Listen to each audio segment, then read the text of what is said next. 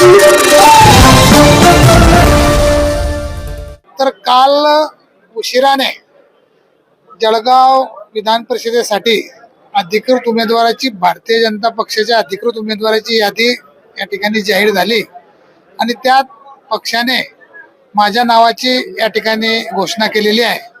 खरं तर मी पक्षश्रेष्ठीचं पक्षाच्या सर्व नेत्यांचं खूप खूप मनापासून या ठिकाणी आभार मानेल की माझ्यासारख्या एक पक्षनिष्ठ कार्यकर्त्याला या ठिकाणी खूप मोठी संधी या ठिकाणी भारतीय जनता पक्षाने उपलब्ध करून दिलेली आहे। कुठली निवडणूक आपण सोपी समजायची नसते, परंतु आपण जर आपल्याच माध्यमातून आपण या जिल्ह्याचं सर्व चित्र जनतेसमोर ठेवलेलं आहे।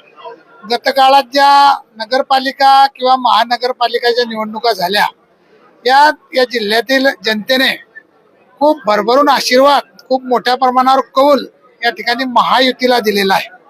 महायुतीचे अनेक नगरसेवक, अनेक महापौर या ठिकाणी अनेक नगराध्यक्ष या ठिकाणी मोठ्या प्रमाणावर निवडून आलेले आहे। त्यामुळे आपल्यालाही कल्पना आहे आणि आम्हालाही या ठिकाणी नक्की विश्वास आहे की या ठिकाणी महायुतीचाच उमेदवार विजयी होईल। मी खूप छोटा कार्यकर्ता या ठिकाणी आहे। नेत्यांच्या लेवलची जी चर्चा आहे ते नेत्यांच्या लेवलला या ठिकाणी आमचे नेते आदरणीय या महाराष्ट्राचे संकटमोचक आदरणीय गिरीश भाऊ असतील, गुलाबरावजी पाटील असतील, आमचे दुसरे मंत्री महोदय आदरणीय संजीवभाऊ सावकारे असतील, यांच्या माध्यमातून ती चर्चा होईल। परंतु मला नाही वाटत की या ठिकाणी मैत्रीपूर्ण लढत होईल, कारण आपल्या सर्वांना कल्पना आहे की सर्वपूर्ण महाराष्ट्रभर या ठिकाणी युतीमध्ये आम्ही लढतोय आणि जोपर्यंत वाटाघाटी होत नाही, चर्चा होत नाही, त्याच्या आधी एखाद्या जागेवर दावा करणं हे काही गैर नाही। आपण जर बघितलं असेल तर या ठिकाणी आमचे शिवसेनेचे नेते आदरणीय गुलाबरावजी पाटील यांनी त्यांचे चिरंजीव आदरणीय प्रताप पाटील यांच्यासाठी या जागेची मागणी केली होती आणि ती काही गैर नव्हती। कारण आपण बघतोय की गुलाबराव पाटलांचं राजकीय आयुष्य या ठिकाणी त्यांनी समाजसेवेसाठी वाहून दिलेलं आहे।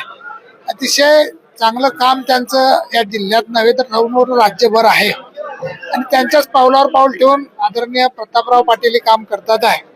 सुदैवानं मागच्या जिल्हा परिषदमध्ये प्रतापराव पाटील माझ्या सोबत त्यांनी जिल्हा परिषदेत काम केलं, ते माझे चांगले मित्रही आहे आणि त्यांनी अतिशय चांगलं काम या ठिकाणी उभं केलं आहे। म्हणून त्यांनी अपेक्षा करणं हे काही गैर नाही। त्याचबरोबर पाचोऱ्याचे आमदार आदरणीय किशोरप्पा पाटील यांचे चिरंजीव यांनी त्या ठिकाणी त्यांचे नाव या ठिकाणी आणि किशोरप्पांचंही काम 2 टर्मचं काम खूप चांगलं मोठ्या प्रमाणावर 2-3 टर्मचं काम खूप चांगलं काम किशोरप्पा त्या ठिकाणी करतात आहे आणि त्यांच्याच पावलावर पाऊल त्यांचे चिरंजीव सुद्धा काम करतात आहे। म्हणून त्यांनी मागणी करणं काही गैर नाही, परंतु वाटाघाटीत एकदा जागा भारतीय जनता पक्षाला आली तर मला असं वाटते आणि आमचे सर्वांचे एकमेकांचे खूप स्नेहाचे संबंध आहे। त्यामुळे मला नक्की विश्वास आहे की आम्ही महायुती म्हणून सर्व एका दिलाने एका ताकदीने लढलं। असे एक ना अनेक पक्षाचे काम जे असतील ते मी अतिशय प्रामाणिकपणे पार पाडले आणि आपण जर बघितलं तर पक्षाशी कधी प्रतारणा मी या ठिकाणी केली नाही। अतिशय प्रामाणिकपणे पक्षाचं काम केलं आहे। त्यामुळे पक्षाचं काम करणाऱ्या माणसाला कुठल्या जातीपातीचा कुठला विषय नसतो आणि राजकारणात काय कुठल्या जातीपातीचा विषय नसतो।